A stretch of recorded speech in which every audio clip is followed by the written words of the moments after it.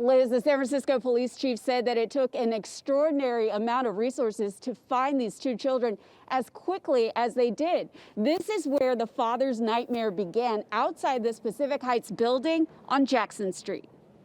Today, Chief Bill Scott praised the department's hard work and people on social media for spreading the word. We have to pull out all the stops. We have to hold officers over. He asked people who support defunding the police to consider this. Police officers matter.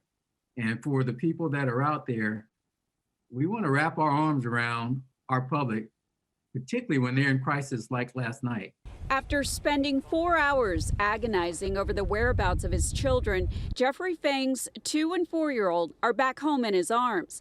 I'm thankful, elated. Fang says his kids were thankfully asleep during the carjacking. They were found unharmed in the minivan in the Bayview around 1 a.m.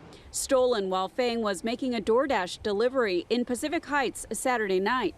The car was unlocked and still running. Fang is an immigrant, a longtime San Francisco resident, and the sole provider for his family. He brought his wife and children here from China last year. He says, unfortunately, having his kids in the car while working has become routine. Not having the support for, daycares or the babysitter at hours that I need for work, meaning that I have to make do with whatever I could. A GoFundMe set up just today by his friend has already raised more than $100,000. I didn't start out asking for it, but the fact that you guys are, that people are voluntarily helping out, it means humanity still has hope.